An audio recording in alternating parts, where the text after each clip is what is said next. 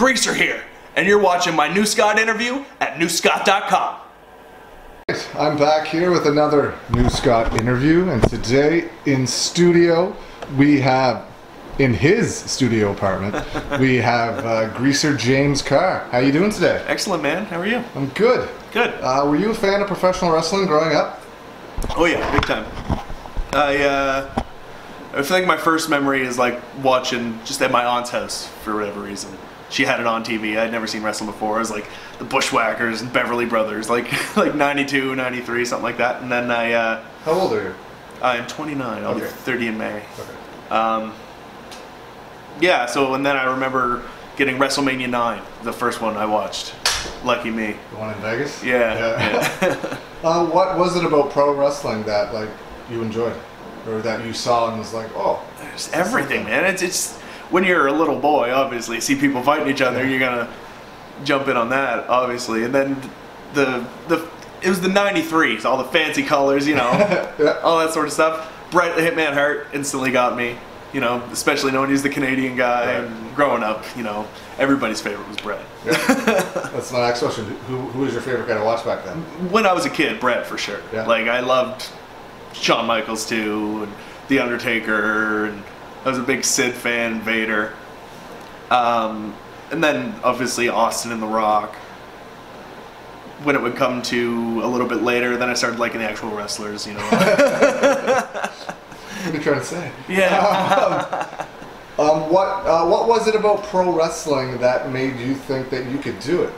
Made me think I could do it? Oh, geez, I don't know what made me think I could do it. You're not an overly big guy, right? No, for sure. And I know when I was a kid, I say this in all of them, that I never once looked at the television and was like, I can do that, because those guys were gigantic. Yeah, for right? sure. Yeah, no.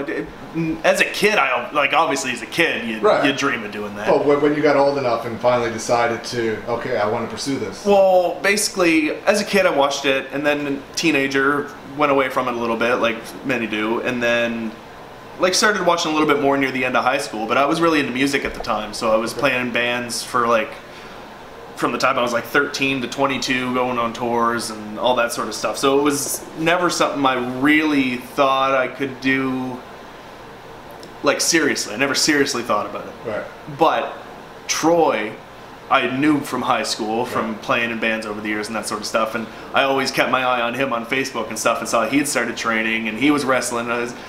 So the more I got back into it over the years, the more I thought, I'd really love to do that. Because I always loved performing. Like I always danced when I was a kid, and I played in bands, obviously, and I did a high school play and that sort of stuff, right? So it was always something I thought I could do in that sense. And I mean, I wasn't the most athletic kid, but I played baseball for 11 years. Right. And I was always, you know, decent enough in gym class. I never made myself look like an arsehole or anything, right? So it just, for some reason, I just gravitated towards the business mostly. Like, what really triggered me to get involved with wrestling was watching these shoot interviews with, like, Jim Cornette was the guy. That and all the DVDs I'd watch and seeing all that sort of stuff. And that's what really got me wanting to get into the business. Did you go to any independent wrestling? Did you watch independent wrestling here, like locally in the Maritimes, before you got involved? Yeah.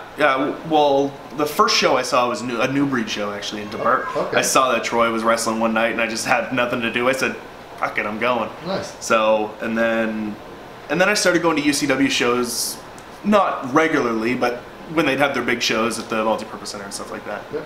That was really my only exposure to it. Like I had a buddy who used to go to the Real Action Wrestling and stuff back in the day. I didn't at the time. Okay. I didn't even know it was a thing. Yeah. And then when I heard about it, I went back and watched some of it, obviously. But yeah, that was the Real Action Wrestling stuff was like an amazing time. I've only heard. The talent was unreal. I was lucky. That's when I discovered it. Right? Exactly. Yeah. How did you go about finding a trainer? And who trained you? Well, when I first started, I had asked Troy a couple of times, like I'm thinking about maybe doing this, I'm interested and all that sort of stuff. And he said, go to Mike Hughes in PEI. Yeah. I mean, at the time, I didn't know how serious I was going to be about it. So I was like, I don't know if I want to move to PEI for that. So I didn't really think about it. And then I went to a WWE show in Halifax at the Forum, a SmackDown show. And this is like 2005 or so? Or no, 2011. 11? Oh, okay. Yeah, like who was there? Like Orton and Sheamus and like Daniel Bryan. Yeah. Anyway, and I was working at the time painting at the Superstore here in Sackville, and I saw a guy the next night wearing one of the shirts, so I just went up and started talking to him. And he was saying, "Oh man, I want to be a wrestler so bad." I was like, "Oh, cool, man." And then he said, "I'm starting wrestling school this weekend." I said, "Really? Where?" He's like, "You know UCW." I was like, "Yeah." I was like, "Well, UCW's doing a school." So I just showed up that weekend. I sent a message to Chuck during the week, said, "Yeah, come on down." So I just went and started training there. And most of the classes were run by like Steve Arsenal, and Troy came in a few times, and then, believe it or not, the person who taught me how to bump and to hit the ropes was Dylan Sharp. But so I did that for like 2 years, like just going to the school all the time. Me and Nick Diggs. Okay. Because we were friends before this, right? We started doing this together, and a couple of years, and just working for the UCW shows and doing the tours with them and doing the ring and doing that sort of stuff. And then when Wrestle Center started up, I knew that there was something bigger going to start happening. Yeah. So I made the decision. All right, I'm going to go get trained.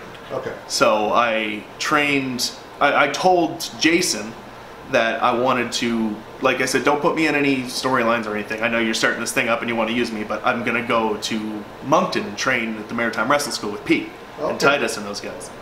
But then Jason says, "Okay, I don't really want you to move to Moncton. What if I could get Gary?" Yeah. And that's when Gary opened up Wild Man Academy again. Okay. So we were the first class there when they started back up. Okay, so it's safe to say your original training with Steve and Dylan Sharp wasn't probably the best training. You know what, though?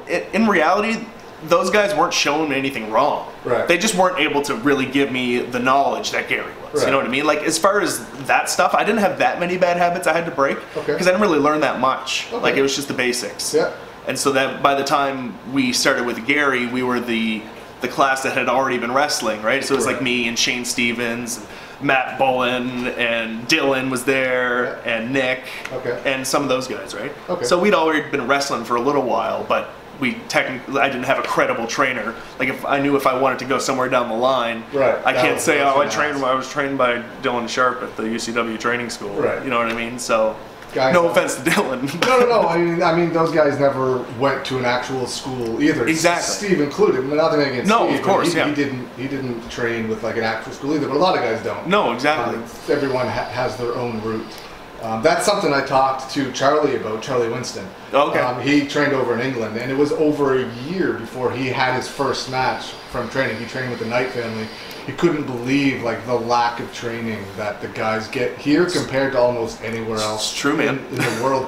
What do you think of that? Like, why do you think that we have such a poor reputation of training? Again, it's not everybody, but a lot of people get in the ring before they're ready. Right. I don't think it's necessarily just here either. It's everywhere. It's not really. You don't think? No, it is other places. But like if you go down to like the New York, New Jersey, Pennsylvania. Sure. Yeah. You got like the Ring of Honor dojo, like this CZW dojo's down there, the Monster Factory. You go over to England, there's like 100 different schools. Oh yeah, no, definitely not over there. There are places that still Maybe do I'm it thinking like of here. these southern indies, you know what I mean? Yeah, but a lot of people, that's my point. Why do you think that a lot of people want to take the shortcut and not actually go to a reputable school? Like when Gary ran his original school, right? It was a very reputable school, and I'm sure when you were trained by Gary too, it was the same thing. Yeah. But there's a lot of people in between that aren't so much. Well, and I knew that like I knew what I did with UCW, at the time it was just all I could do. Right. If I found out over time after doing that I was starting to get a little serious about this, and that's when I made the decision. It's like, okay, well, if I'm going to keep doing this, I have to do something legit. Yeah. I don't know what I think of that, man. In certain cases, like for me, it got me in. Yeah. You know what I mean? But at the same time, some other people have gotten in too who haven't necessarily been up to par or been at a certain standard. And overall, does that hurt the business? Maybe. I don't think it doesn't. I don't think it doesn't. But like I said, it depends on the area, because you said it's not happening everywhere apparently. Yeah. So I mean, the crowd here kind of knows what's going on too. They've been subjected to this for so long. Yeah. But then they know the difference when it's a really good show, and you see it in the attendance too. Yeah, no, 100%. Yeah. Was there something about training that was harder for you to catch on to, and on the other side, was there something that you caught on easier for? Like the actual wrestling stuff, I caught on pretty quick, I found. Okay. I never had that much trouble doing that many things, luckily. But I mean, I don't do anything crazy anyway, obviously. Those 450s? You've seen my matches. Yeah. I'm a punch and kick guy, but... You got over, though, I mean... Yeah, somehow I managed. It was the condition. It's always been the conditioning for me, man. Yeah. That was the hardest part, but I never was in those positions where I started puking or anything. Right. You felt like inside, like you wanted to be, like shit, why am I not puking everywhere? But, you know. Yeah, I mean, wrestling cardio is way different than anything else. You can run on forever on a treadmill. 100%. It absolutely does not translate. No, and not even close. To a ring. Not even close. So, when did you have your first match from before you went to Gary's school? It was like a month or two after I started training there. Do you remember who it was against? Oh yeah, it was me and Chuck Martin against Dylan Sharp and Aaron Haggerty. And you remember, was that, where was it? It was in Spryfield. Okay. And it was... That? Oh yeah, it was... Let's hear it. Sure. But it was... We just showed up at the show. We were being ring crew, like me and Nick and the other guys who we were training with. I can't even remember who else was there. And our thing was we were going to sit around the ring and be security for the night. Yeah. Like, that's our part of the show. So whatever. Cool. I'm just here to see the show. I'm obviously not expecting to be booked here. I've been training for a month. Yeah. So Dylan comes up to me like an hour before the show starts. He goes, "You think you can work tonight?" I was like, "Do I think I can work tonight?" He's like, "Yeah, Chuck wants it to be you and him against me and Aaron." I'm like, I guess. Like, obviously not knowing any better, because you don't get taught any better. So I was like, okay, sure. So then Chuck did this thing where he comes out to the ring, cuts a big promo, and says, "Oh, I can beat you two guys with him." And he points at me. I'm like, what the hell? So then that was that match. And it was one of those Maritime Menace, brawl around the building matches. One of those on Saturday. Yeah, exactly. Those are my favorite things. They're amazing. Oh, dude, they still get over, man.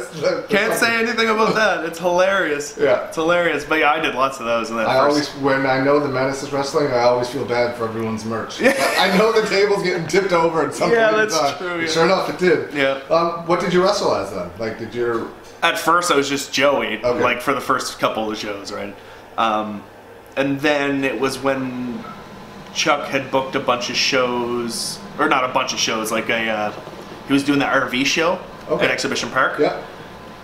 And he was bringing in a few guys from New Orleans, like Titus and Julian were there, and Nick Teeth, and then like Troy and Steve, Gary was there, and then me and Nick, right? And a couple other guys. Cyril from TCW was part of that show, and what's that big guy's name? Anyway, so the night before, Chuck decided he was going to give us names. And I always wanted to be Joey Diggs. Yeah. I wanted to be Joey Diggs. And he goes, "Okay, Nick, you're Nick Diggs." I was like, "What the fuck?" And then, "You're James Carr." I'm like, "James Carr?"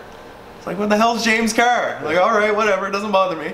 And then I get to the show the next day after finding out I'm James Carr, and they say, "No, you're Greaser James Carr." So, well, that changes everything. Yeah. So I got my dad to bring me my leather jacket, and I just started running with it from there. Nice. But yeah, that's how that started. Where did you come up with when did you start doing the back rake instead of the leg across the rope? That was the first thing I noticed that you did that got you over. Yeah, I think so too, man. I think it was Wrestle Center, I'm pretty sure, when I started doing that. Okay. Yeah. How'd you come up with that?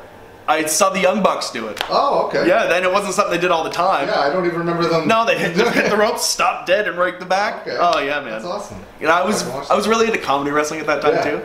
Like Colt Cabana was my favorite, and then I got to wrestle him. Yeah, I'm gonna ask you about that. Yeah. So you were wrestling for UCW, then you decided to leave there. Were you still wrestling with UCW when you were training with Gary, or were you done with them? Kind of, because that was when Jason and Tyler started working with Chuck. Yeah. So they were like writing the UCW show or whatever and filming it and doing whatever. And then they did the Wrestle Center UCW dual branded shows for whatever reason. Yeah. And I never got that. I didn't really either. They just didn't have a ring. Yeah. And I wanted to start running shows. That's what it was. And when that happened, Jason decided that he wanted to use me on the Wrestle Center half. And Chuck didn't really like that. Like, because he's like, oh, I've done all this for you. And I was like, oh, I'm sorry, man. Like, it wasn't up to me. I didn't know, right? Yeah. So I started getting booked on the Wrestle Center half. And Jason wanted to start using me. So, what was the question? when you were getting trained by Gary, did you work for UCW? That's right. So when he was starting to do his own shows, Jason, after all this, that's where I was going with this. Yeah. That's when I told him, well, if you're going to start doing these bigger shows and you're going to be filming them and doing your TV thing and, you know, drawing 1,000 people, because this was before I knew about the AJ Styles thing, obviously. Yeah. I was like, then I want to go get trained properly. And that's when that whole thing happened. So I wasn't technically with UCW. I might have done a few shows here and there with UCW while I was training with Gary. But I don't think that I was really doing much UCW. I don't know how much UCW was really going on at that time. Yeah, not a lot. They were running, but not a lot. And Devin was more involved with them at that point. At that, that was a little bit after. Steamboat to the Forum in like 2014 or 15 or so. Yeah, I don't think I was there for that. Yeah. So what made you decide to leave UCW for Wrestle Center? Was it just because Jason... It was the opportunity, yeah. And it wasn't that I really decided to leave. I would have still worked for Chuck. He was just not mad at everybody that went to work for Jason. Right. So I had no problem with him, but it just worked out that way. All right, so I didn't decide to leave. Okay. So when Jason Mosier is deciding to run his own company, he never really had any experience running a wrestling promotion at that point in time. Right. What were your thoughts on when he said that to you? At first, man, knowing that he was working with... kitties. Mira, go away. Knowing that he was working with Chuck, like I heard that they'd worked together before on some stuff. Yeah. So for all I knew, he had some experience, and I knew he had writing experience, and that he filmed things really well. I had always pretty much been under the assumption, I think he may have even said it, that he was going to get help with that sort of stuff. You know, like Gary was going to be there, and you know, so. It wasn't like I was like, oh, this guy has no idea what he's doing. It was more like, this guy's going to start putting on big shows. He has some money, clearly. Yeah. He wants to use me. And I always felt that if I was given a chance, being able to do the sort of stuff I did on Wrestle Center, like with all the backstage segments I did on their shows and stuff, then that's how I'd be able to get over. Because I knew that I had a personality, and I'm not necessarily the best wrestler in the world. That's not. I am very realistic about that. I understand this. Well, I knew that I could be a character, so... Yeah. And he gave me that chance. Okay. Because I wasn't getting that chance at all in ECW. What were your thoughts on when you heard that he was going to start bringing in guys like AJ Styles and Christopher Daniels? And for me, that was super exciting. That's super exciting. Because we were training with Gary at the time. I'm like, yes, I'm getting the right training. Yep. I'm finally starting to figure this out. And then when the first show happened and I managed to get over somehow, like that's really when it started. Like, who did you work on the first show? Tommy Starr. Okay. And then me and him started our angle from there, where he was my bodyguard, right? Right. And I knew that whole story, and that's the thing for me. One thing I always loved about wrestling was the storytelling. Obviously, getting the drama, getting invested in it, and if I knew I had the chance to do that, and he told me that I was going to be able to have the chance to do that, that's what drew me into that, and I loved it. Well, how long were you around before you got the Wrestle Colt Cabana? Like, how many shows in was that? Do you remember? Or that was the third show. That was the third show? Okay. Yeah. So when that was presented to you, what do you think? You said earlier Colt Cabana was your favorite guy to watch. At the time, yeah, man. Yeah. One of mine still. Oh, yeah, he's great. He's awesome. I was the one that convinced Jason to look at him. Okay. Like he was asking, because he was asking us at the school. Yeah. Goes to tell you, like, how much does he really know about wrestling? He's asking all us at the school, who do you think I should bring in? Right. At the time, we're telling him Kevin Steen, Colt Cabana, guys like that, right?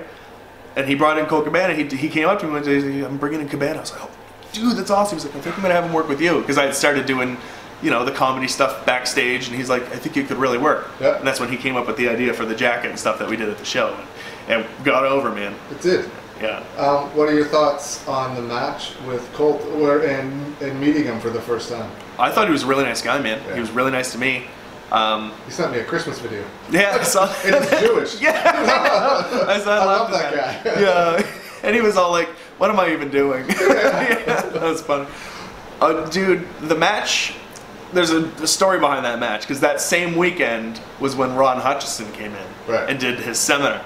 So the day before, we're doing Ron's seminar, and he's doing the whole gimmick with the deck of cards. Here, do this many squats, do that many squats, do the whole deck of cards. There's a name for that, right? The PTA, pain, torture, and agony. Yeah. So we did. Good job, Ron. Oh, yeah, son of a bitch. Ron's awesome, though. I love that guy. Yeah. I asked him for advice going into the match. I was like, this is the biggest match I've ever had. Clearly, I've never wrestled any. I may have wrestled Bushwhacker a couple times before, but. It's different. Colt's different. Yeah, he's the right. Colt's not like 70. Right? No, exactly. You're not doing it Bushwhacker. Like, no, exactly. You know, it is what it is. Yeah. So, and he just told me, he's like, from what I hear, you're getting over. From what I can see in the ring, you know what you're doing enough. Just try not to get worried. You know, just don't freak out. I was like, okay. So I wasn't gonna go into it freaking out, but I woke up the next day and I couldn't fucking walk from all those squats. I had to soak in the bath all day.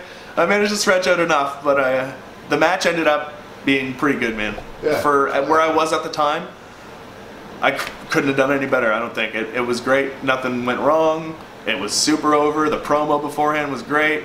People loved it. That's all I can ask for, man. He put you over too, right? Yeah. What do you like? So many guys come here and it's like, I don't want to lose. I'm not losing. And Colt, who's just as big a star as any of them, was he never had a problem with it. He didn't care at all, man. Yeah. He's the one that came up with the idea with Tommy doing a slam and doing that. Like, because that was the whole idea, though. Tommy was going to help me win, right? Because that was the gimmick we were doing, and he was didn't even raise an eyebrow about it. Yeah. Yes, that's awesome of him, man. That's awesome. Were you at ringside when Tommy Starr wrestled him? Yeah. Were you? Yeah, I was. Yeah. I repped that match. What were your thoughts on being outside of the ring during? Just I love watching it. Right? Yeah. And they did the whole thing with Jim earlier when Jim came out dressed as Matt Classic. That was super fun, man. Yeah. No.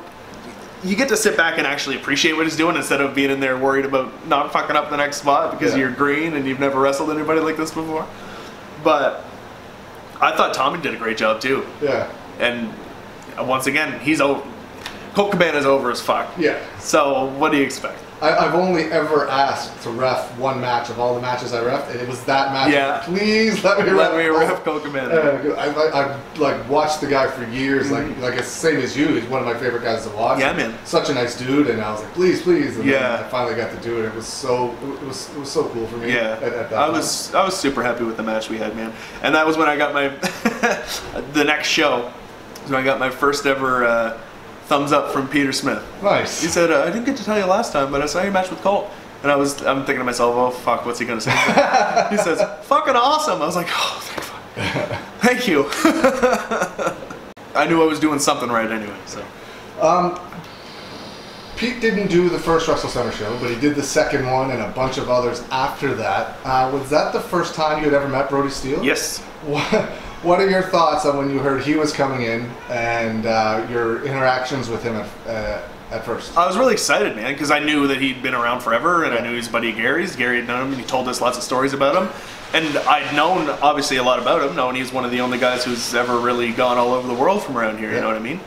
So obviously I had a lot of respect. I'd watched Wrestling with Reality and all that sort of stuff.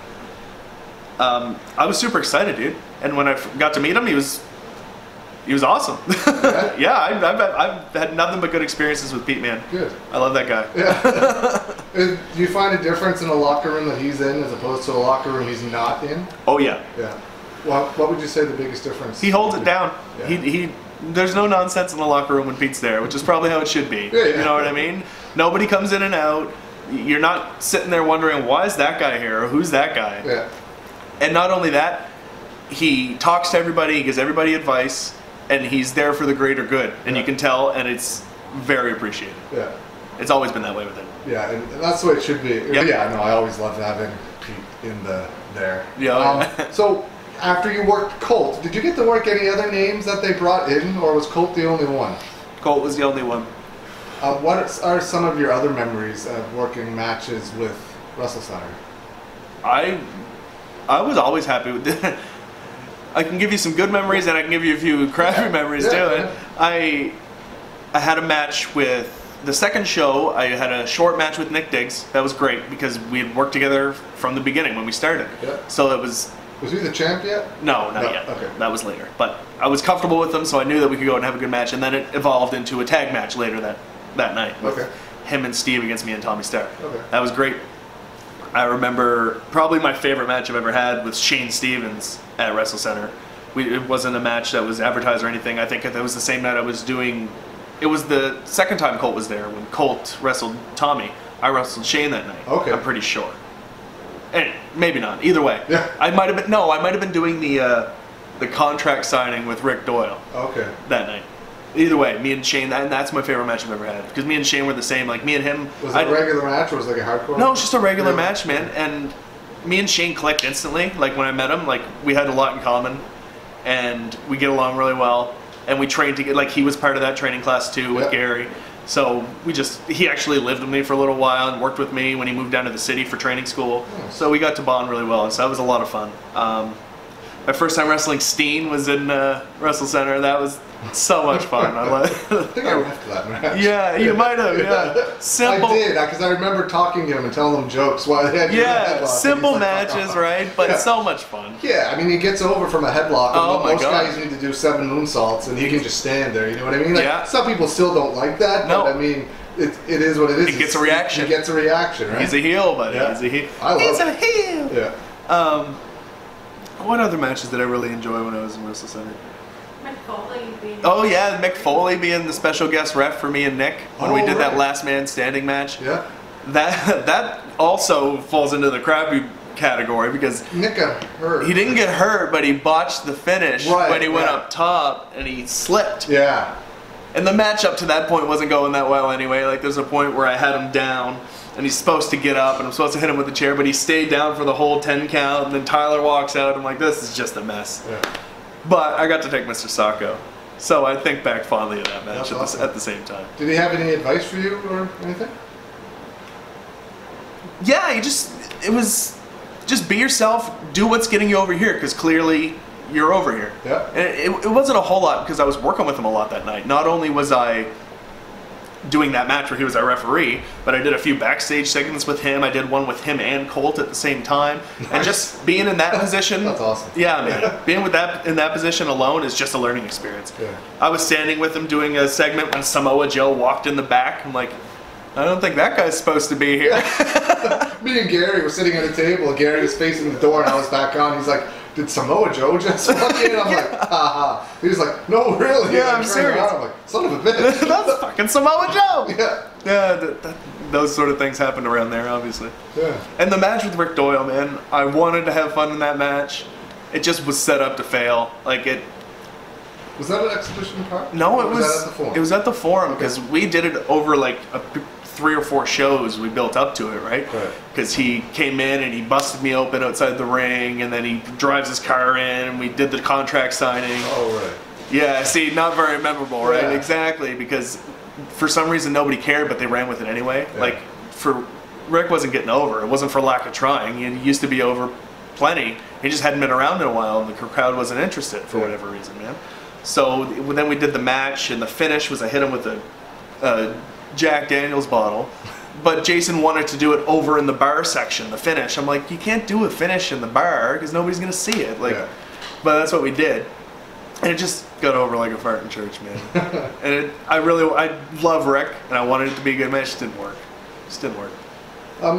So a few shows in, what were your thoughts on how the company was being run? Because a lot of people started having a lot of problems fairly early on. Yeah, it started early. I could see it from afar. At the time, I was happy with where I was, and I wasn't letting it bother me. Yeah. I'll say that at first. You could tell there was things that he was doing that was kind of silly, but at the same time, certain things were working. Yeah. They were working well. Like that heel faction thing he was doing was great. I think over the entire course of Wrestle Center, the guy who got used the best was Matt Bullitt. Yeah.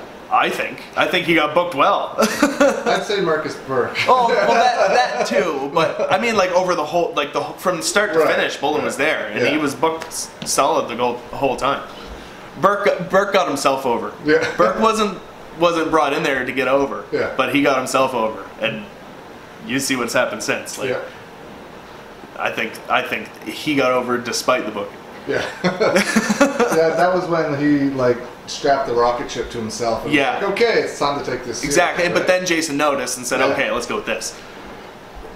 Yeah, and I don't have any complaints with the way. I mean, they treated me great the whole time I was there. But at the same time, I see like Peter had a falling out. What were your thoughts when everyone started leaving? Like Peter left, Burke left, Steen left, Gary left. I think I left everybody. before those guys. Did you leave before? Yeah, those guys? yeah. Okay, why did you leave?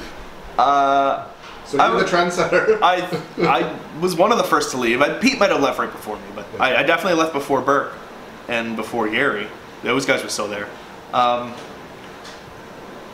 don't know. Do you remember right before they brought in Jake?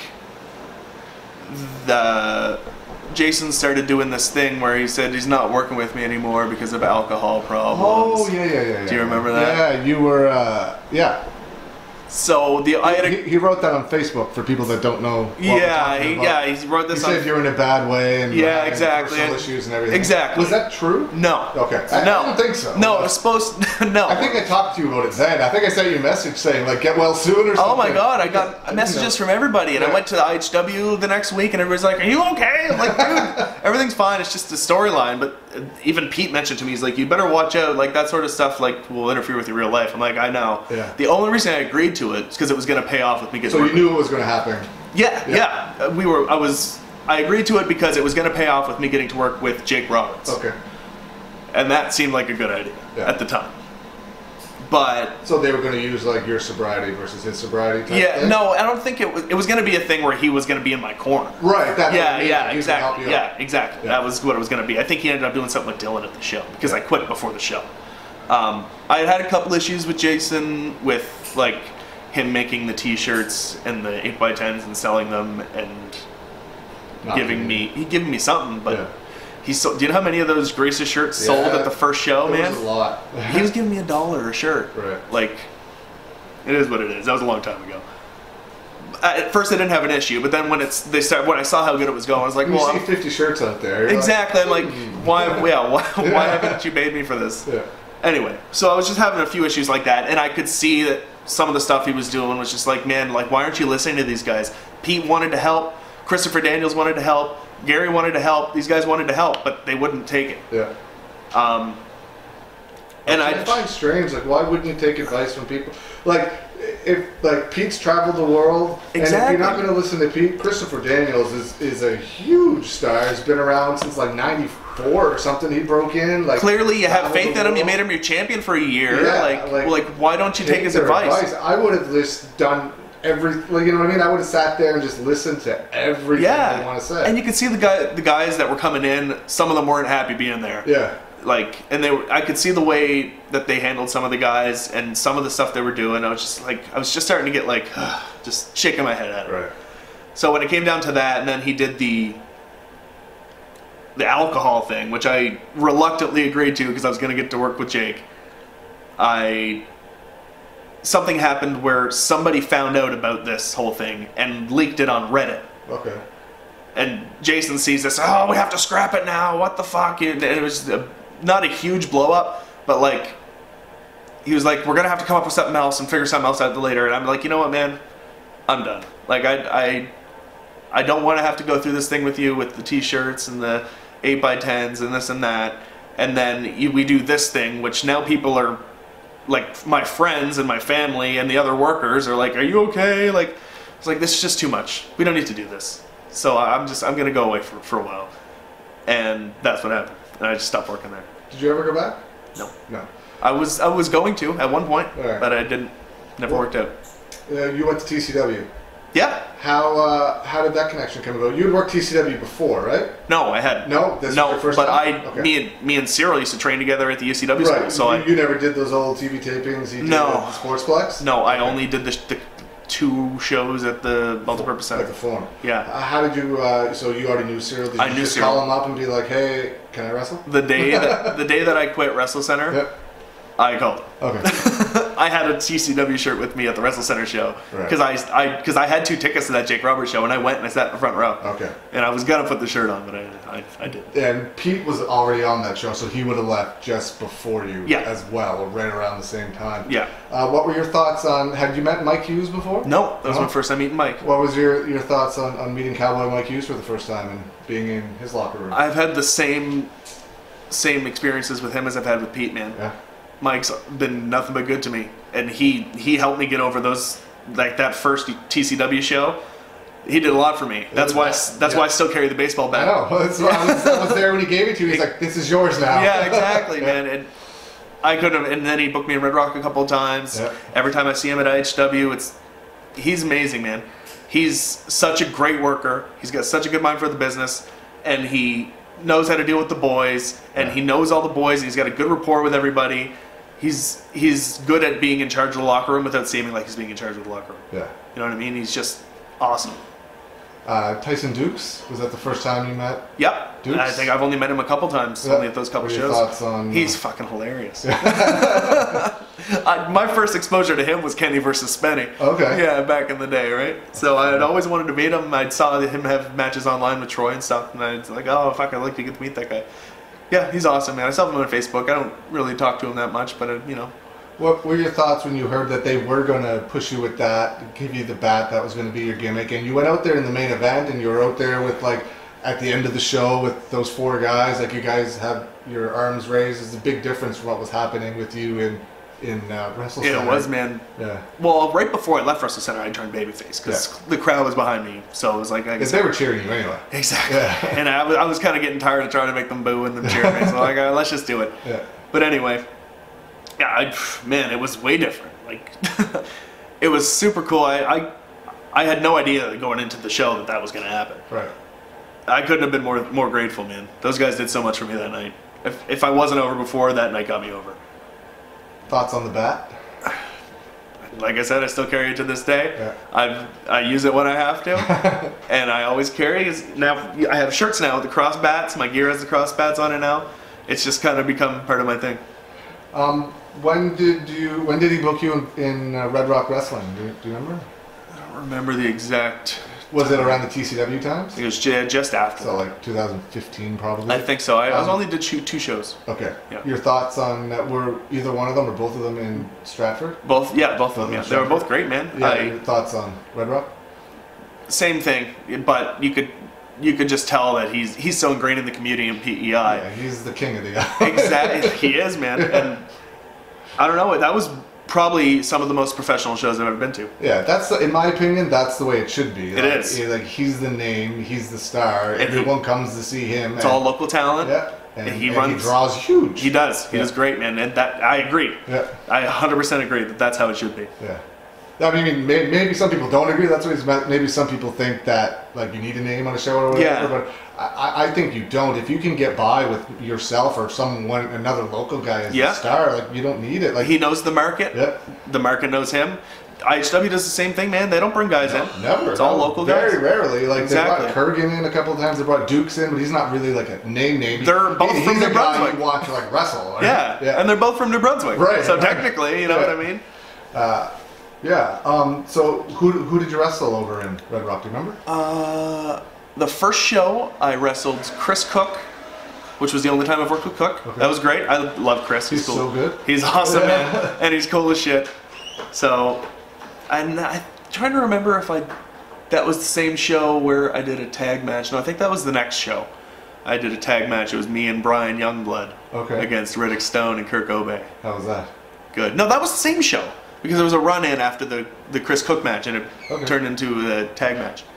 That was fine too, man. I got nothing but compliments from those guys. You know, some constructive criticism, of course, but it was great. I learned a lot from those shows.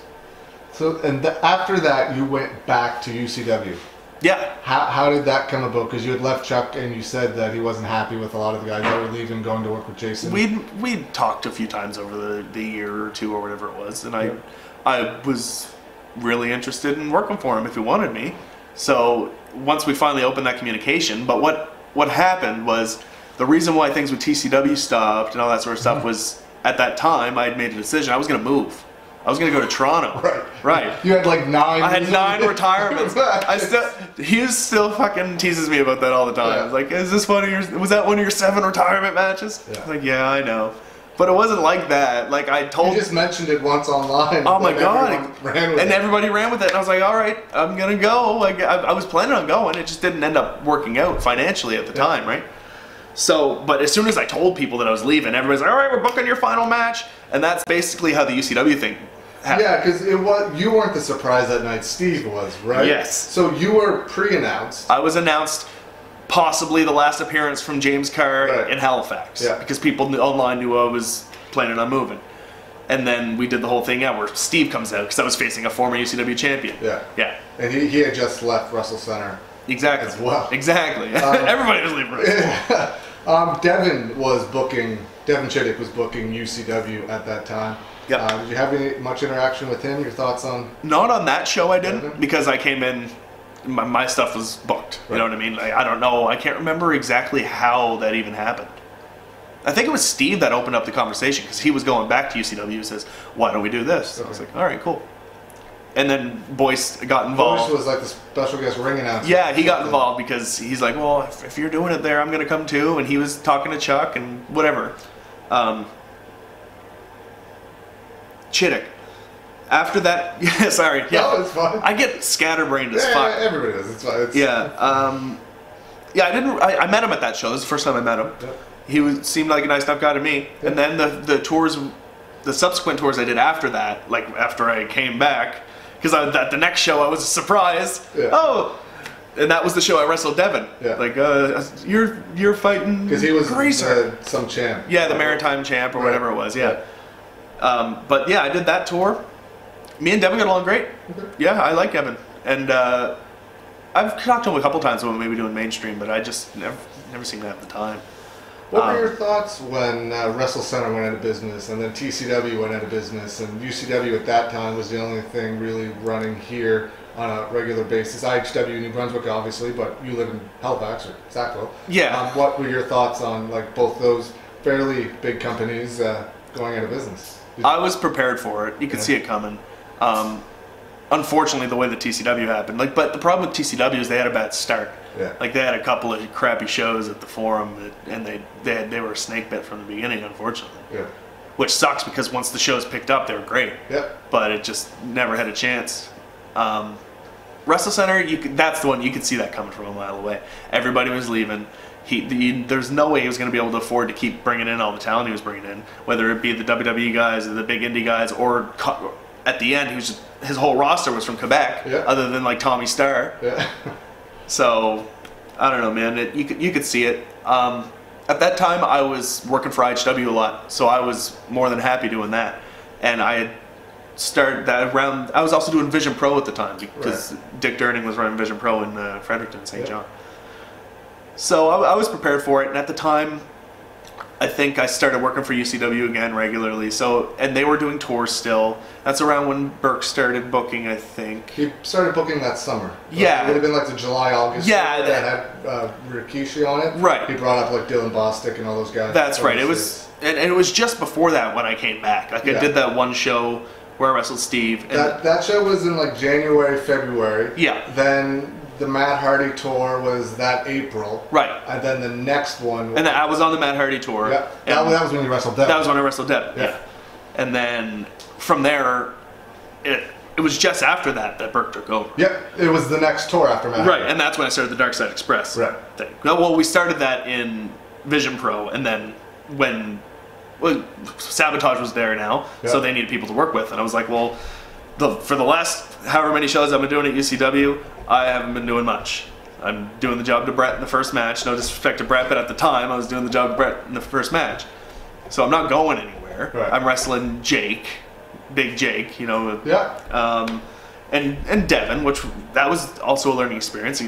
Any chance you can get to work with somebody who's been working for 15 years. Yeah. So, but at the same time, I wasn't getting booked for anything because I still had the stigma of like, well, we don't know how long he's going to be here. Right.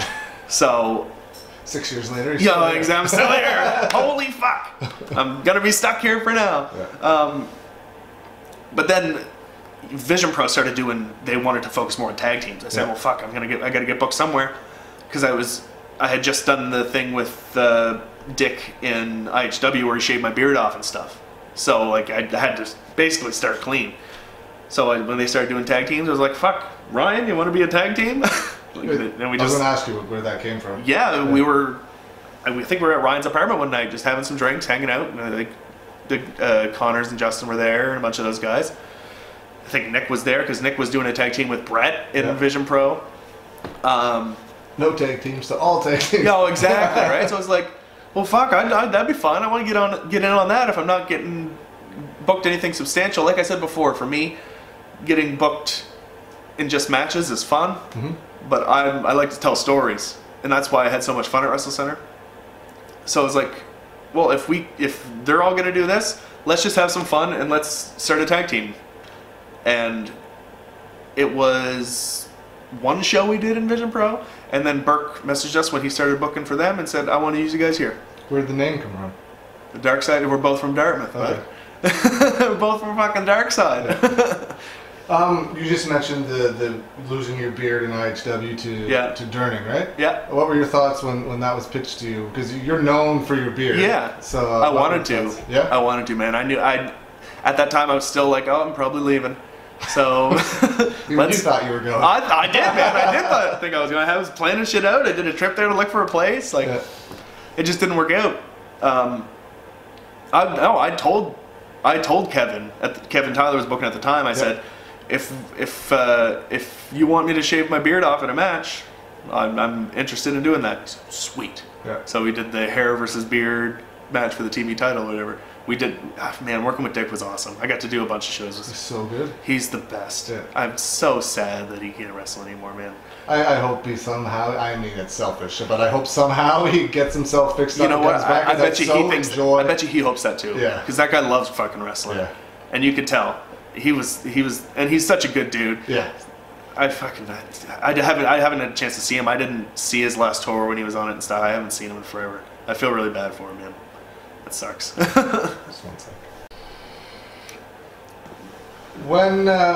What were your thoughts on when you were told you were going to get the UCW tag team titles? Because up until that point, there were no real tag teams. There had been tag team champions before, but it was just this guy and this guy. There was no like real teams. It just kind of happened. You and Spades were a team. How did you win them, and who from? It was that tour when we started working with UCW as a tag team. It was when Kickin' and Stompin' was in, and they kept winning the titles and losing the titles and winning the titles. Yeah. I think they had like 3 reigns in one tour. But it was them, us, and Sabotage in a triple threat match in Spryfield. Okay. And we just went over with the bat.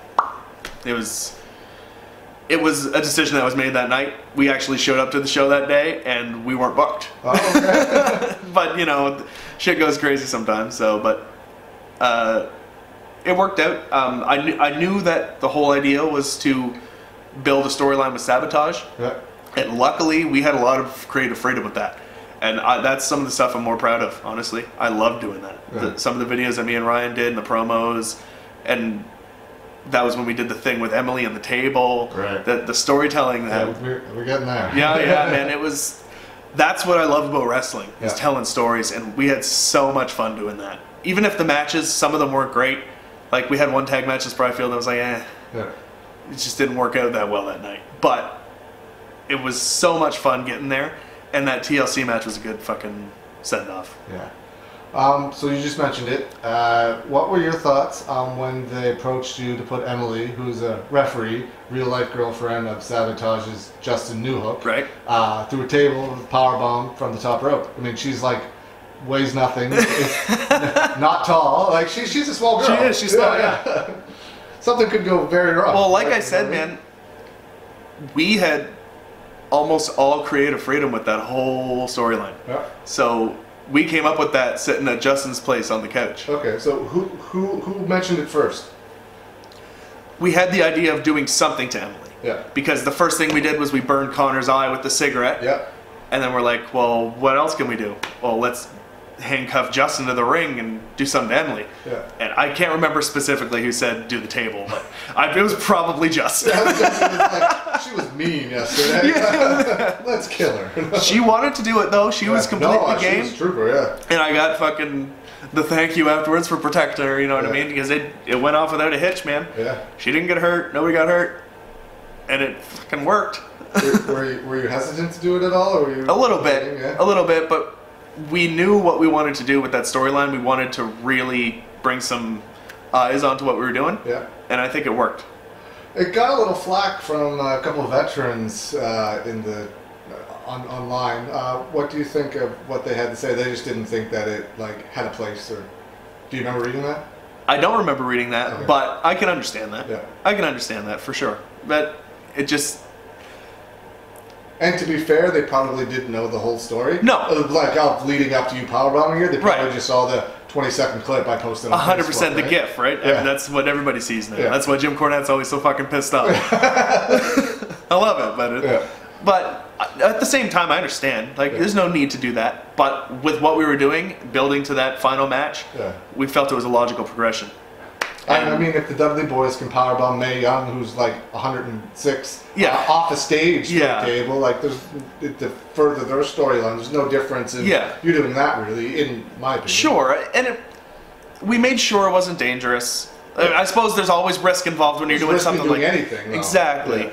But she could go out there and break her leg reffing. exactly, You know what I mean? and I can understand where they're coming from. Yeah. I completely get it. Oh, totally. I respect that completely, but it just, at the time, we were all fucking so gung-ho on the storyline, and we wanted to do something big, and that's what we did. And it worked. It worked.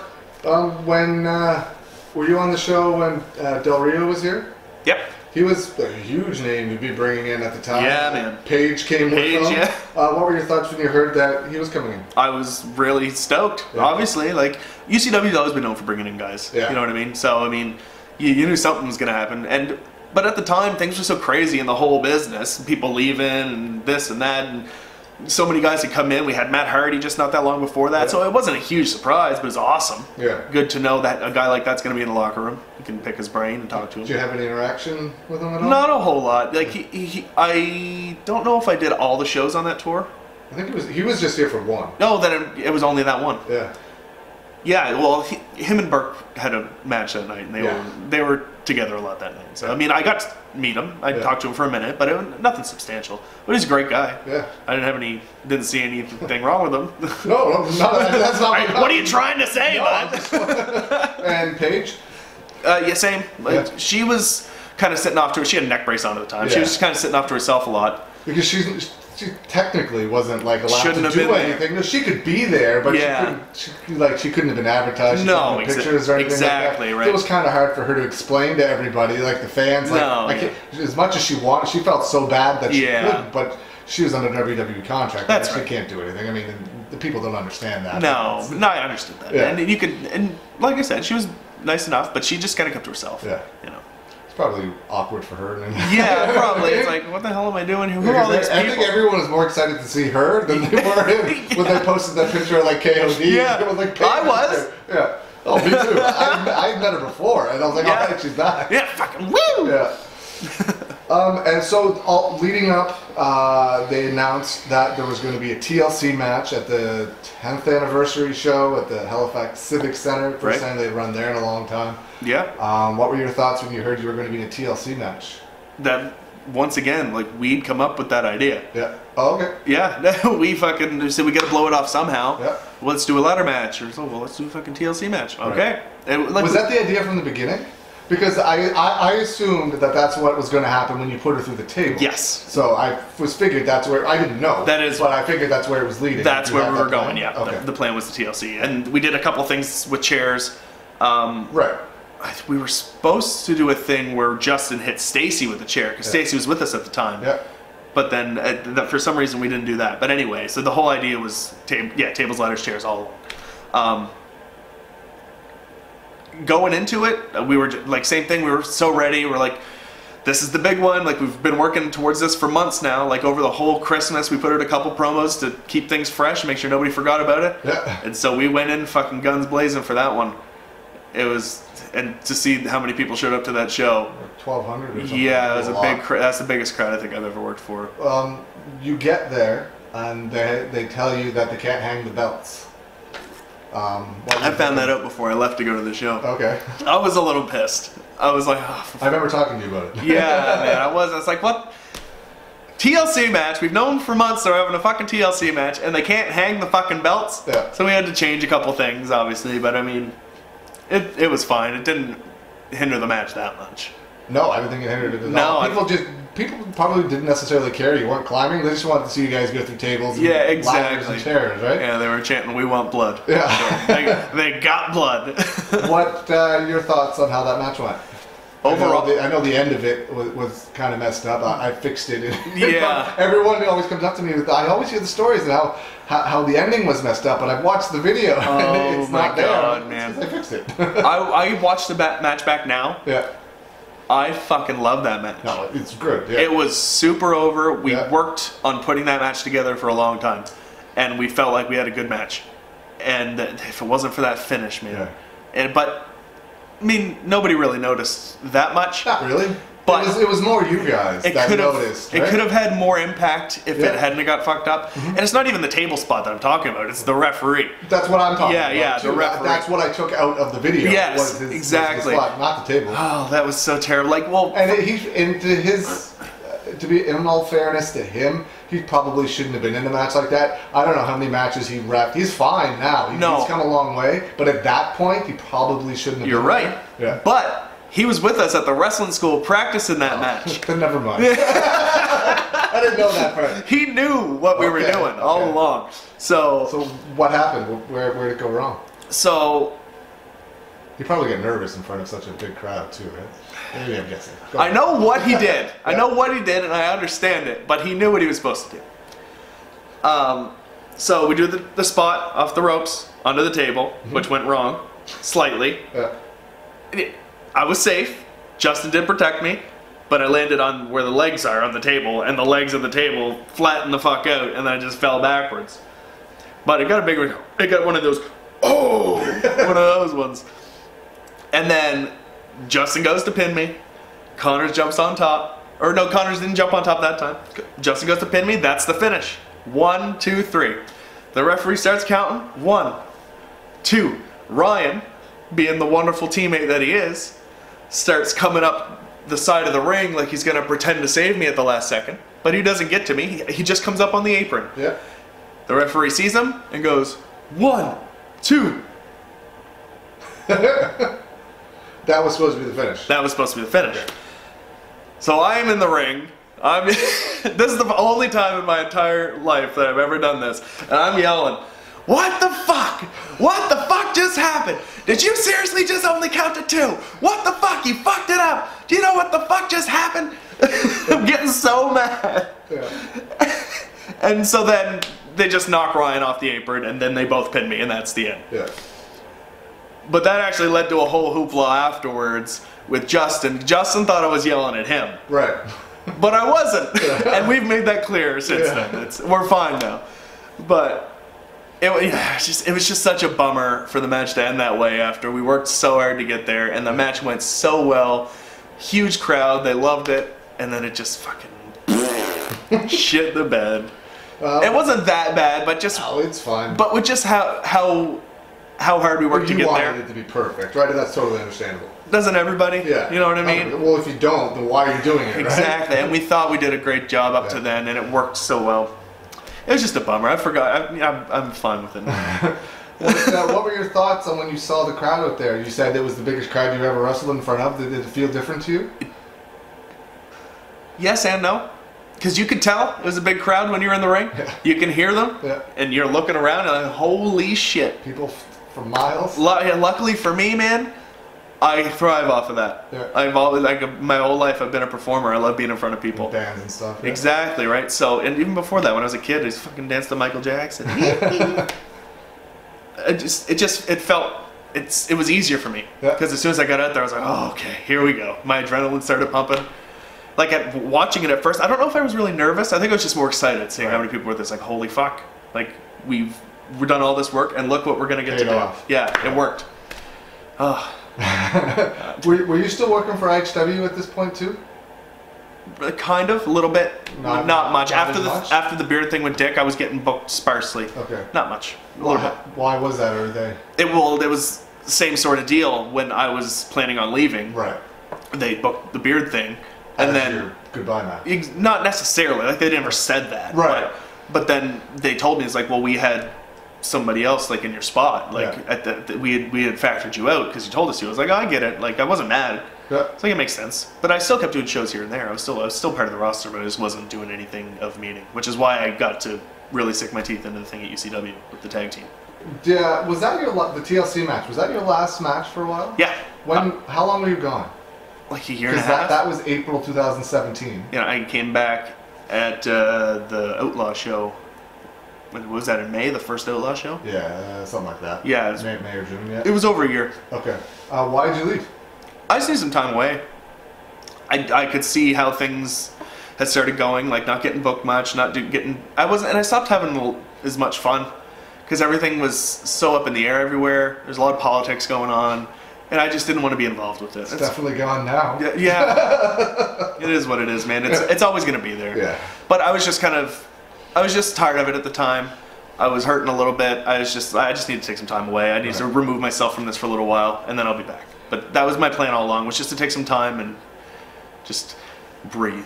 Did you watch it or follow it while you were gone? A little bit. Not like I still have all the guys on Facebook. I saw everything that was going on, but I wouldn't say I watched it closely. Okay. But I mean, I could see the guys who were starting to really fucking get her going at that point. Thoughts on when you heard, you weren't on the show, but they were doing like war games at the next anniversary show. Right. And Tyler Bates and Pete Dunne were coming in. Did you have it? Did that like make you? Or Jack Swagger was here too. Yeah, I was at the time. I think you would have been good for war games. Like that. Yeah, would have been I agree. right up your alley. I'm good buddies with Dave Boyce. Yeah. And we were hanging out a bunch, and every time I'd see Boyce, like, I'm trying to get you in that War Games. You got to come back for War Games. It's like, oh man, it'd be cool. Like, One second, I gotta change the battery. okay.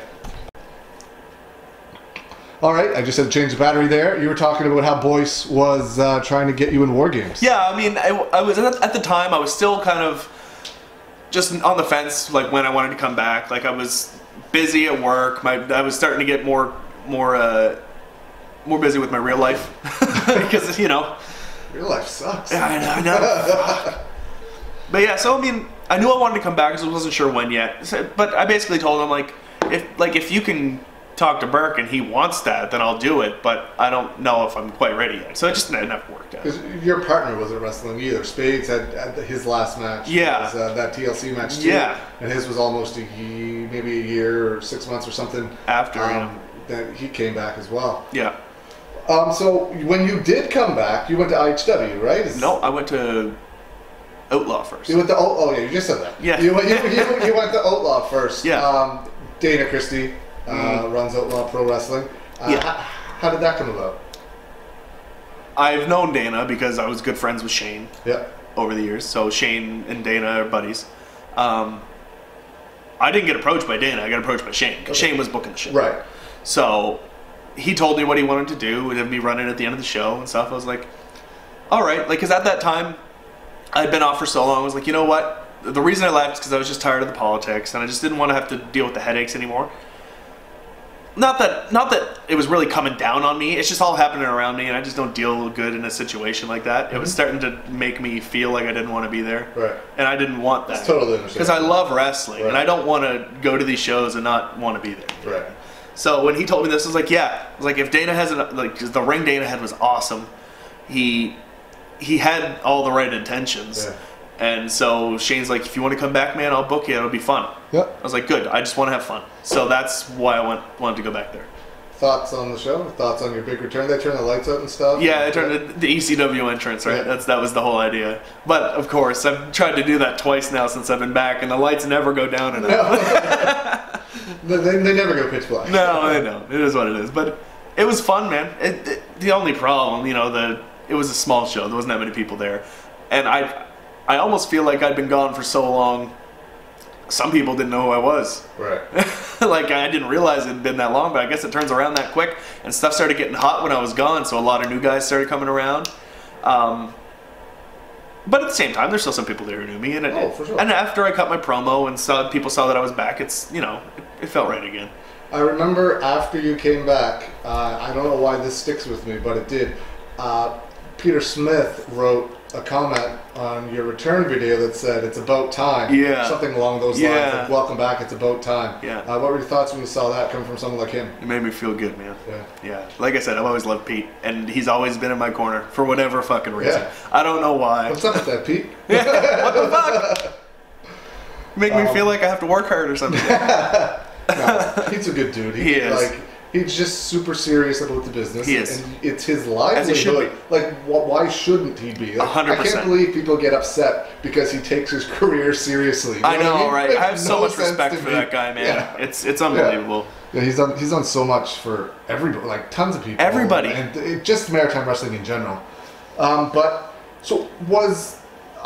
Did you do the next New Breed show before you went to IHW? The next Outlaw show. Yeah, that was my first I'm match. never going to say that correctly. Yeah. I don't know why. Because they don't run shows anymore. Yeah. Did you do the next Outlaw show? Yeah, because before? I did my comeback at that show where I just did the run-in then at you the wrestled end. Shane. And I wrestled Shane. Okay, what were your thoughts on that show? I just had to get my bearings about me again, Yeah, bud. because that was the first time you wrestled. Yes. Yes. And I'd only been in the ring a couple times. Right. Like, so even now I'm still working off some fucking ring rust. But no, man, I had fun. It was Shane. Maybe it was even worse attended than the show before, right? So it was just kind of like, eh. Yeah, there wasn't a lot of people there. I mean, No, man, there wasn't, which is a bummer. But I was also excited about it too, because me and Boyce was going to be my manager. right. He was going to be sat in the crowd all night. Yeah, and then he fucking low-blowed Shane at the end of the match. I was super excited to do that because we're buddies, right? Right. And he's always wanted to do something like that. I was like, fuck, do it with me. Yeah. And he always wants to get involved to be the heel somehow. Yeah, he does. Yeah. That's what I told him too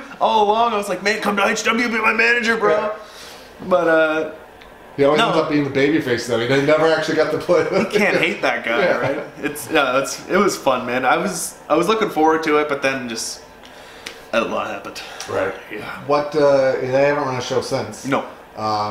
There's rumors that he might be running again, but who knows?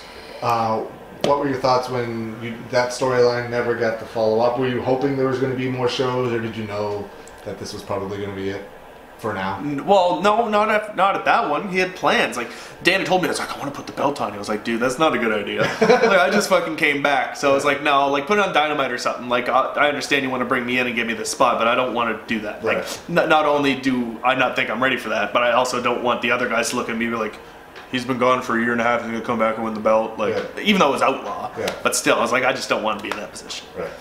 But I was going to have the match with Dynamite the next show for the title. Yeah, because you went over with Shane, and that was the number one contender. Yes, match? Is that exactly. right?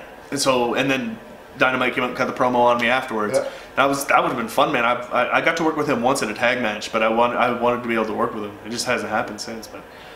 But then just Dana is like, oh, I'm not going to run shows. I'm losing money. And then everybody's like, oh, you're lying. And it turns out he made a deal with Chittick and he was going to move in, like sell his stuff to Chittick. Yeah. I mean, which is fine. Like, I don't think he sold it. He definitely rents it. yeah, well, Like Devin, I've met most of Devin's shows. It's definitely, I don't know the deal they have. That's what I mean. Maybe he They doesn't were rent working it, but together. He definitely has Dana's ring Yeah. when he runs shows. they were working together. Yeah. That's all I know. Yeah. But it's just the way that he lied to everybody, and everybody was just Right. like, "All right, well, we're done." Yeah. So I mean, it is what it is. So how did you get back with IHW? That was after the second Outlaw show. Yeah, I'd I been. write that down. Yeah, I'd been talking with them since before Outlaw. I was talking with Kevin, but then Kevin left. Kevin left. So I had to get back in after that. Like I had contacted Chris Glidden right away when I found out that him and Pete and those guys were going to... Actually, no, it was before I even found out that everybody was going to be doing a committee. So now it's Sandra, Pete, Titus, and Chris. Julian. And Chris. Julian, yeah. But before I knew that, I messaged Chris. I was like, I don't know who to message at this point. I was like, I was talking to Kevin, and he was going to bring me back, but I don't know what your guys' plans are or whatever, so I want to come back, because I wanted to be in IHW, because they were really good to me, right? Yeah. They always run good shows too. Oh, I love their shows, and I like that they use all local talent. Yeah. And and I was over there. And that's always fun. But he just basically said, "Well, we're going through a big transition right now, so I'll get back to you soon." So within the next month or two, I'd heard from him and Pete, and we worked it. Nice. Yeah. What were your thoughts on getting back up there? I was happy, man. Yeah. It's great. I love being there. I love the drive to Moncton's nice. Love the guys there. The shows are running fucking excellent. Crowd's great. It's all good. When was that? Was that last fall? No. Last summer? No, it was not September. August? August? So the end of the summer. The end of the summer, yeah. Okay. So who were you wrestling up there since you were back? My first show, I worked with Remy, I believe. Yeah. And did I work with Remy again? I worked with Remy one show. It might have been the next show I worked with Brian. Okay. Brian McKay, and they put the belt on me that night. You did the TV title. Yeah. Yeah. You did. Did you lose the title before you did the thing with Pete and Spades and stuff? No. No. No, I left the next show. You left the Yeah. next show. What were your thoughts on? Had you ever done anything with Pete in the ring yet? No. At that point. I was super excited. Yeah. So who? It was you and Spades. Yeah. Against Pete and Hicks. Hicks. Okay. So what were your thoughts on when you heard that? Because Ryan told me he wasn't even like booked. No, that night. He found out in the car. on the way out. Yeah. We. I knew I was going to be doing a thing with Hicks Yeah. because Hicks went over in the Battle Royal to have the title shot. Because I had a feeling, I was told that like we want you to have this belt, but we want you to help get Chris over. Okay. That's what I want, and I was super excited to do that because I love working with Chris. Me and him are like Shane. We click. Yeah. We fucking really get along. But before you get to that, now you just said something a second ago about how you didn't want the title because you were gone for a year and a half. Now IHW is giving you the title. What's the difference? It was a little different. Outlaw was their main title. Right. At IHW, I at least had some stock in that company because I had gotten over there before. Yeah. So when I came in, and it was the TV title. It Yeah. wasn't, I'm not expecting to beat Mike Hughes here. You know what I mean? Why not? No, but at the same time, I knew it was to help get Chris. Yeah. Chris over. Okay. So I was more than happy to do that. I Okay. wanted to do that. Good. So me and Chris had all kinds of ideas. We wanted to move forward with a few matches. So the first match we did after he won the Battle Royal was we were planning on just having a regular match, but then it was a couple days before Pete had announced that he's going to be on the show. And I'm like, oh fuck, I wonder what he's doing. Find out the night before, a couple nights before, it's like, it's going to be me and Pete versus you and Jeremy. Like Jeremy, what do they call him, the Butcher or whatever? Yeah. Not Jeremy Orr. Oh, okay. The other Jeremy with the big long beard, the other new guy in the... I don't know who that is. You don't know him? I don't think so. He's a nice guy. Yeah. French Jeremy. So it's supposed to be that. And I'm just like, okay. It's like, I understand needing to get Pete on the show, but like, it doesn't really make a whole lot of sense. So then I was thinking, it's like, well, fuck, Ryan's coming with me. I'm going to see if I can get it switched.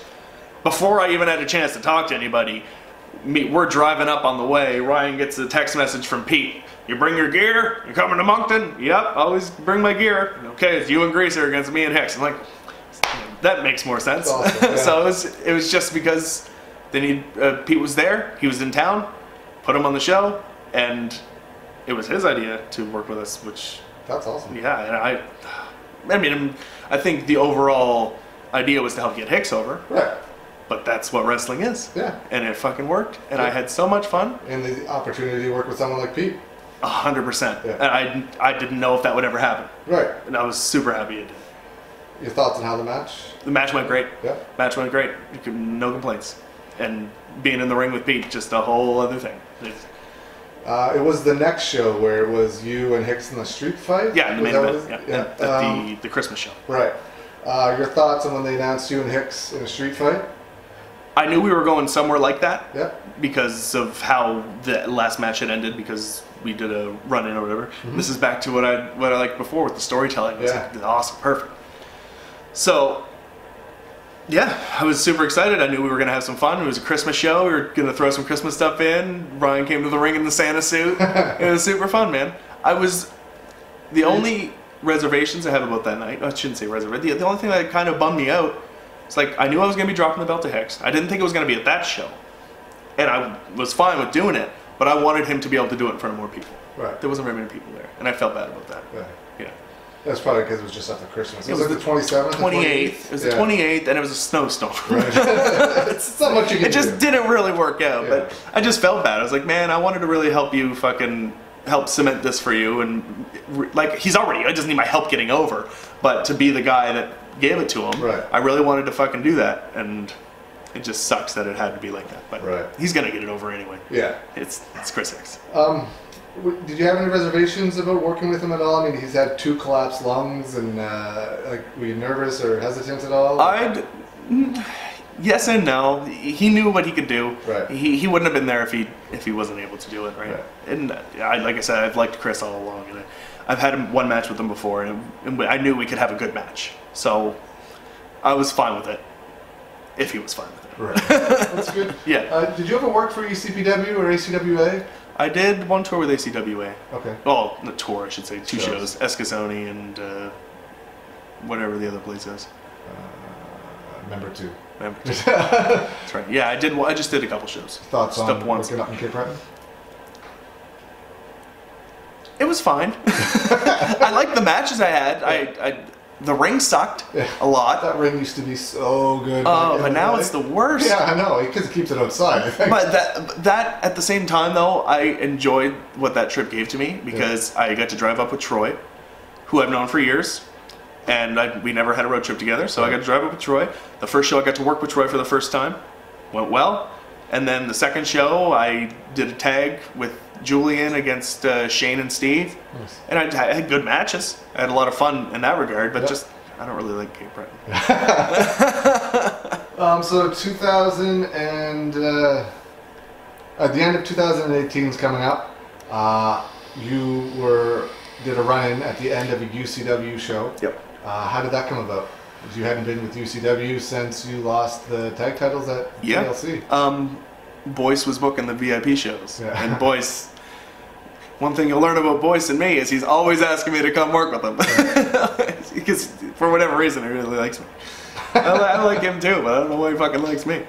But no, he's like, man, I want you to come and work. I was like, all right, man. Yeah. It took a little convincing, because of all the politics. Like, I have nothing personal. Because you were working with IHW at the time. Yeah. And there's this thing now where if you work for them, or supposedly there's a thing where supposedly, if you can't work for them if you work for us and such and such. I don't know that firsthand. Yeah. No one's ever approached you with that? No. Okay. IHW tells us work wherever you want. Right. And I haven't had that conversation with anybody in UCW. Okay. Because Boyce told me, he's like, I'm running these shows, nobody else is involved. If you want to do it, nobody's going to say anything. Like, I want to have you here. So I was like, all right, man. Like, 'cause it's a show, it's closer to home, it's fun. I get the opportunity to work with some new guys, help try to get them some experience, and that's what I wanted to do. Mm-hmm. So I was like, all right, man. So we worked out a thing with me and Casey, and then after the first show, Boyce leaves UCW. So I don't know if I'll be back there. Yeah. I hope so, but I don't know. You just had that match 2 days ago. Yeah. Saturday night. It's Monday night now. Your thoughts on that match? Did you think it was going to lead to like more of a program, or were you just being brought back? The original plan was for it to lead to one more match. Yeah. But when Boyce left, like, just plans changed. Like, so like I said, I don't know if I'll be back or not. I hope, like I said, I'm more than willing to be, and I'd like to be, because I want to help the guys, and I like wrestling. But I don't know. We'll see what happens. All right, we're gonna get into some fan questions here. Oh, goodness. If you're game. I suppose. So before I get to that, so you don't know if you're coming back. You've had no contact. For Not yet. The April show, I think, is the next VIP show. Yeah, but I haven't had, like, everybody was awesome at the show. Like, I didn't have any bad conversations. I just didn't have a conversation about that because I don't know what's going to happen. And you're friends with Troy, too. Yeah, exactly. He's the one that ran the show. He's running the show now, Boyce wasn't there. Boyce was there, actually. Well, I mean, running the show. Yeah, he was there watching, absolutely. Yeah. I mean, he's not running the show anymore. No, yeah, that's right. Are you still working for IHW2 at the same time, or? As of now, yeah. Yeah. I didn't do their last show because it was just their smaller Humor Mania show. They were doing whatever they were doing.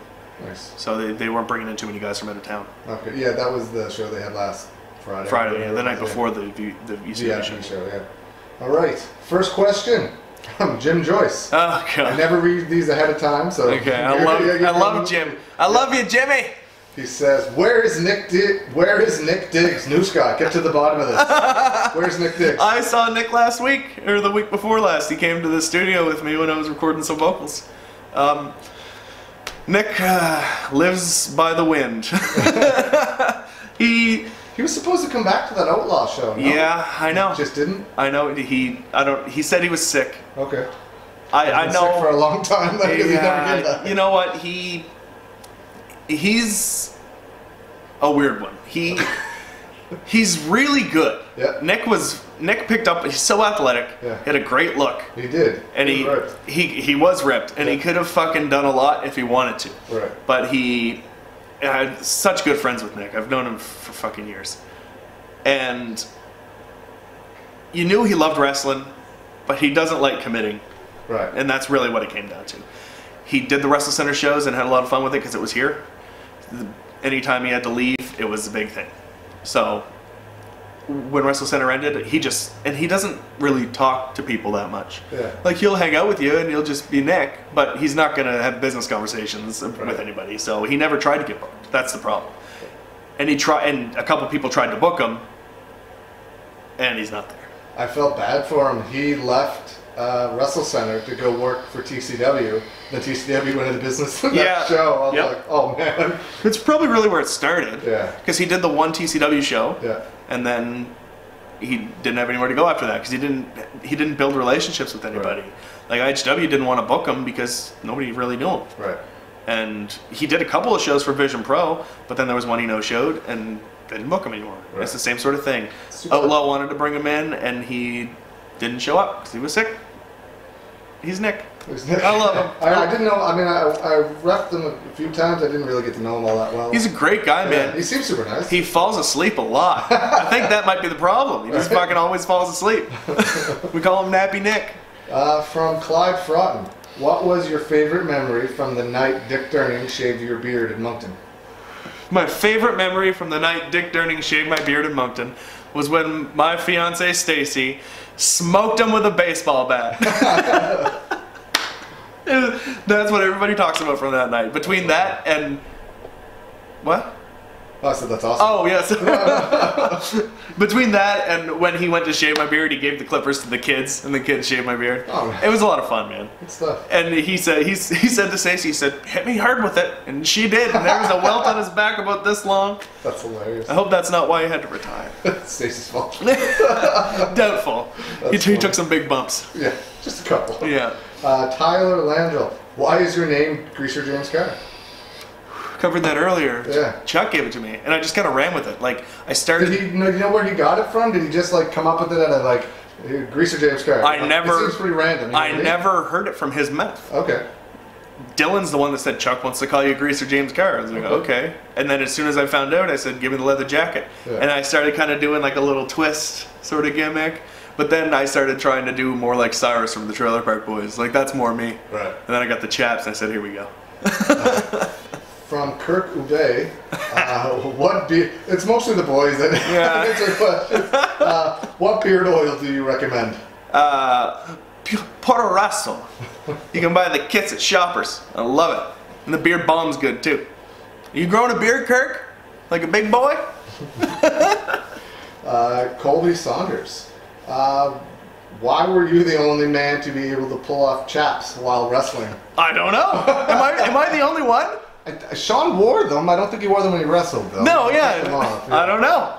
I still have people ask me about the chaps. Why don't you wear the chaps anymore? I was like, because I wore the chaps for 4 fucking years. I need to change it up somehow. Yeah.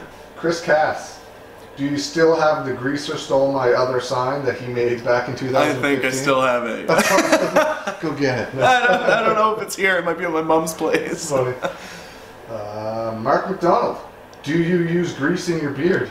Not grease, no. I use oil and balm and shampoo. I fucking take care of myself. Sometimes.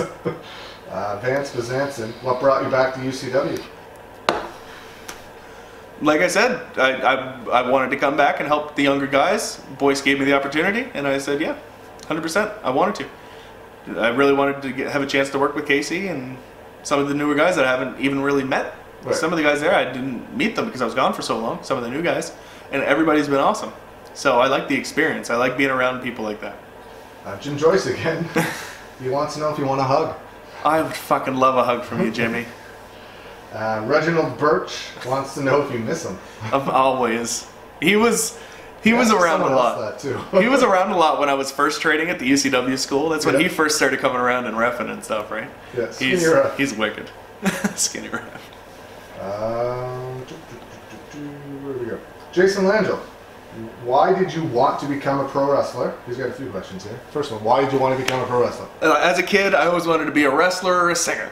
And I wouldn't say I'm necessarily a huge goal-oriented person, but being a performer, after I did music for so long and I had the opportunity come up to be a wrestler, I just jumped all over it. I love performing and I love being in front of people, and I love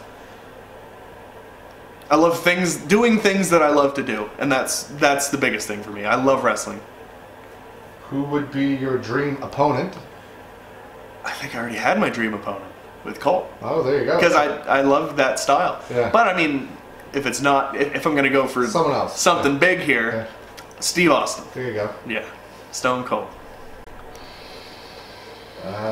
These questions continue. What do you consider your best match and your toughest opponent so far? My best match was my favorite match, and I think my best match was the one I talked about before with Shane. Okay. At Wrestle Center. I still look back at that match and love every second of it. I love that match. And your toughest My opponent? toughest opponent? Dick Durning. Yeah. He pushed me to limits I didn't know I had. And those matches I had with him taught me so much and showed me that I could do more than I thought I could. Were they in Vision Pro or IHW? Right, so that's what Yeah. the beard. Yeah. Yeah, he's, for someone his size, he's unbelievable. so good. I've never seen him do the shooting star, but I hear he can do a shooting star. And he can, like, it takes two people to have a match. Yeah. But with him, probably get it done with 1.5. Yeah. You know what I mean? Ryan Durnford, your old tag partner Damien Spades, Yeah. wants to know if you want some nog. Hell yeah, I want some nog. Jesus. All right, just see if that's the last one of the fan questions here. Seems to be. So we just got a couple left here. Yep. Just gotta bring them up. Who's the best wrestler you've ever seen? Like, that doesn't necessarily be live, could be on television, but who's the best wrestler you've ever seen? Who's your favorite one to watch? My favorite wrestler to watch All time. of all time. Oh fuck, that's hard. Because I like wrestling for so many different reasons. Like, I love so many different styles of wrestling that I can appreciate everything. When I said that, who was the very first person that popped into your head? Stone Cold Steve Austin. Okay. I love Stone Cold Steve Austin. Yeah. And Bret Hart, I could watch his matches every day. Shawn Michaels, The Undertaker, Roddy Piper. Yeah. Piper gives me chills every time. What are your thoughts on the support the fans give maritime wrestling in general and give you? The fans here are awesome. Like, without, it's so cliche to say, but without the fans, we're nothing. You know what I mean? If people didn't pop when I scratched somebody's back, then I'm just... I love that. Yeah, I'm just the guy wearing chaps, you know what I mean? So, and to see how much they get behind the Maritimes in general, and the guys from the Maritimes when they try to branch out and do other things, like that Burke's Tough Enough thing, had the amount of people that got behind him, and that's just one example. You know what I mean? It's insane. It's insane. If you kind of answered this, but if you could put one match on a DVD to show somebody what you do, what match would it be? Would it be the match with Shane? Yeah, that one. I had a couple of matches in Vision Pro that I really liked. One with JP Sims and one with Chip Chambers that I'd put right up there with it, that I'd probably put on there too. Here's what you mentioned. You like the business side of wrestling. Years ago, you weren't attending the shows necessarily, but you've probably gone back and watched some of them. Before social media was a thing, the maritime wrestling scene was drawing bigger crowds with limited advertising avenues. Like, there was no social media. Grand Prix wrestling, Real Action Wrestling were posters, thousands of people. Why are we not drawing more now on a consistent basis with more advertising opportunities available to us? The hard-hitting questions. It's a. I want to know because I don't know. It's I don't a whole lot of things, man. Before these last few years, you could say it's talent. Yeah. Because there's a lot of good talent, but they weren't always in the same place. Yeah. Especially in America, like Halifax, where people are so fucking picky all the time. Yeah. You know what I mean? I don't know, man. Because did the business take a little bit of a dip over the last 15 years? Yeah, definitely, for sure.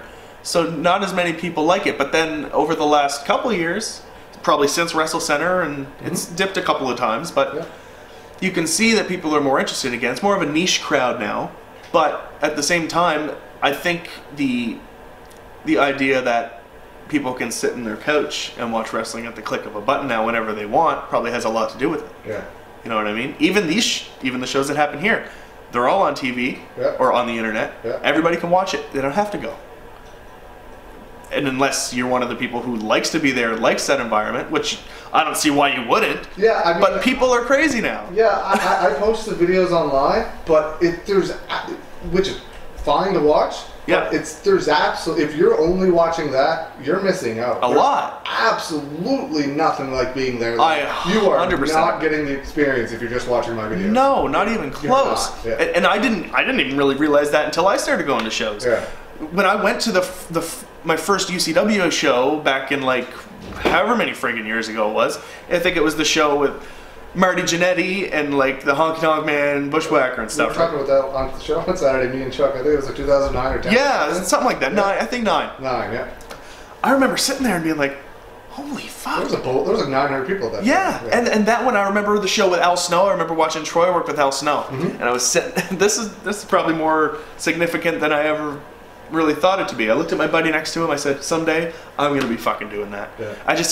The electricity in the building just made me like, I'm a fucking junkie for fucking performing for people. Right. I was like, oh, I want to do it so bad. So what could we do differently now that we're not doing? Like to get people's attention? Because I know wrestling fans, I know a ton of wrestling fans, and they have no idea that maritime wrestling exists until I tell them about it. Like people message me almost every day and be like, are there shows? I'm like, yeah, we had one yesterday. Yeah. You're like, I have no idea how many times I hear, oh, you're a wrestler? Where do you do that? Yeah. Spryfield sometimes. It's all the time. And it has been consistently for a long fucking time. Yeah. I don't know, man. I talked to a girl yesterday, and her mom goes to every single one of the shows Chuck does at the Spryfield Lions Ring. I told them that the next show, March 2nd, is at the Halifax Forum. Her response was, why? What's going on there? Had no idea that there were shows like that. They thought that was it. Yeah. And I'm like, no, like my head exploded. I'm like, no. I'm like, those are great shows. Yeah. But those are like for the younger talent. I'm like, the bigger shows with the bigger name guys are at the Forum. They're even at the Spryfield shows and have no idea these shows exist. Honestly, I can't give you an answer to that. Yeah. I don't know, man. Your answer to everything at your fingertips, though, is probably right. That would be my guess. Like, I think you don't that's have what to it is. You don't have to go to the movies anymore. Dude, you don't have to fucking do anything. You can order meals. Hello Fresh from McDonald's. Or that now. You don't have to leave. You can have everything delivered now. It's insane. There's companies that deliver you a fucking chocolate bar. That's probably... You can do that for Amazon. If you have Amazon Prime, you can order anything and they ship it to you free. Yeah, it's that's awesome. fucked up. But it is. I started doing it just to see if they would sign. See, I don't live like that. I don't either. I love going out and doing stuff. No, I don't get it. Even if I could get... If I'm just going to say this is what came out. If Batman came out and the next Batman movie comes out in the theater, if the option was to watch it on television, I'd probably watch it on television. But I'm also going to go to the theater because I want to see it on the big screen. I want the experience, 100%. the sound, the noise, the chairs, the people that are there. You know what I mean? I'm not going to just watch it on my TV at home. Exactly. But I don't get it. No, I don't get it either, man. Doesn't make sense to me, but at the same time, I think that's why. Yeah. I think that's probably the best answer. I think Connors was the first one that said that to me. Yeah. And for whatever reason, I never thought of that before, but he's probably right. Yeah. Connors is a smart guy. He's all right. Yeah, he's all right. Do you have any closing comments for any, or do you have anything that you want to talk about that we haven't talked about already? Did I forget anything you maybe wanted to mention? Not specifically, man. Like, I fucking love wrestling. I'll talk about anything. Yeah. Do you have any closing comments for any fans, friendly fans, family, or friends Fans. that could be watching this. I love you all. You're all wonderful. Who knows what'll happen from here? Who knows where everything will go? I love being a maritime wrestler, and I love the fans. I love my family, especially. You know, it's got some cool cats. Yeah, I'm so happy to be a part of this, man. It's people say it all the time. It's like a fraternity, but it's more than that. It's so great to be a part of it. Yeah. That's all. I can't really put it into words. I love to be a part of it. I love knowing the guys. I love going to the shows. I love wrestling. I love seeing everybody else wrestle. It's the fans, how much they enjoy it. I just love it, man. It's great. Where can people follow you online to find out where they can see you next? At GreaserJC on Twitter. I don't tweet, but I'm there. And on Facebook, just look up Greaser James Carr. I'm on there. Yeah, you changed the page name. I think it's actually just Greaser now. That's right. Yeah. No more James Carr. I found out when I started tagging you. Do you know why? Do you know why? There's a comedian named Jimmy Carr. Really? Yeah. This British guy. He's all over Netflix, and especially when I was You working. should change your name to that and get all his likes. When I was working at IHW, I was Jimmy Carr. As soon as I went there, like, James doesn't sound greasery enough. Yeah. You're Jimmy. I was like, all right. And then I'm looking online. I'm like, oh God! Like, people are gonna look up Jimmy Carr and see this guy. Yeah. That's funny. Yeah. Where can people see you next? Do you have any bookings? I'm not sure. Okay. Not sure. Hopefully soon. All right. Well, stay tuned to the Maritime Wrestling page, and we will post the next time you can see Greaser James. Somebody will say it. Yeah. Well, I would like to thank you. I would like to thank Stacy too for listen to us talk for the last 2 hours or so. Woo! Love you, babe. She doesn't care. She And I'd like to thank you for taking the time out to speak with me. I was really happy when UCW announced that you were coming back. I really enjoy watching you wrestle. I love that spot with, on the ropes. And I had fun doing stuff with you in Wrestle Center as well. So I hope to see you back in UCW or somewhere that I can watch. Like I said, I just want to wrestle. I just want to have fun, and not only that, I'd like to be able to say that I was a maritime wrestler. Right. That's what it is for me. Like, there's so many guys that I look up to around here that are more than that, but will be remembered for that, for being a maritime. I'd just like to be remembered for being the greaser in Maritimes. And one final question that I forgot to ask. Oh. Who do you think is the best wrestler in the Maritimes right now? The best wrestler in the Maritimes right now. Doesn't necessarily have to be the quote-unquote best wrestler. Like, who's your favorite Maritime wrestler to watch? That's a hard question, man. There's a lot of guys I really like to watch. Yeah. I'm never disappointed when I watch Titus wrestle. Yeah. He's my pick too. Titus is great. Yeah. And he's such a good, cool dude. Yeah. I love Titus. Yeah. Titus is my answer. All right. Well, thank you very much for your time once again. I really appreciate you doing this interview with me. Thank you, man. With me. Of course, dude. Next time.